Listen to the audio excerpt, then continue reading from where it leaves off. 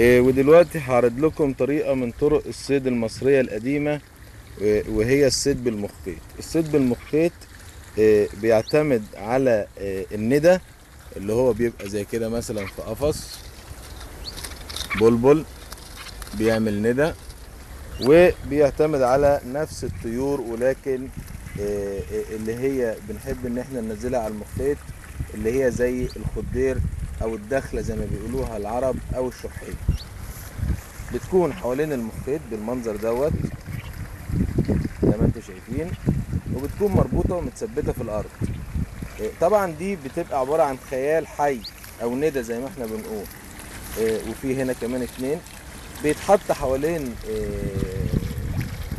عين ميه او جزء في الميه، تمام، بحيث ان الطيور اللي هتيجي تشرب هتشوف الخيالات تحت، هتقوم جايه نازله، والطيور اللي طايره فوق على الشجر. ايه اللي بيحصل؟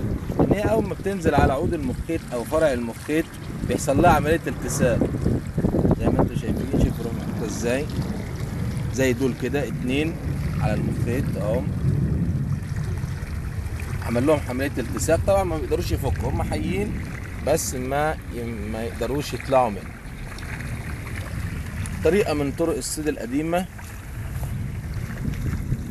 المخيط دوت بيعملوه من نوع من انواع الشجر، الغيره بتاعه اهو زي ما انتم شايفين. الندى حوالين عيدان المخيط، الميه في النص،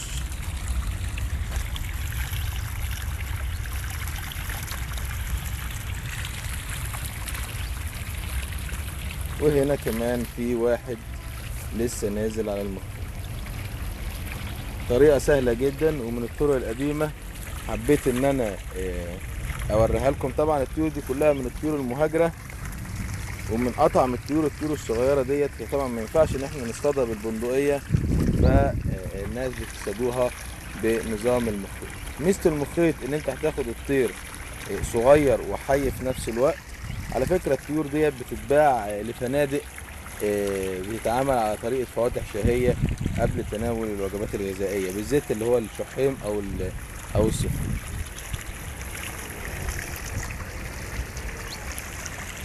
أرجو إن موضوع الفيديو يكون عجبكم، وأشوف وشكم على خير إن شاء الله. مع تحيات محمد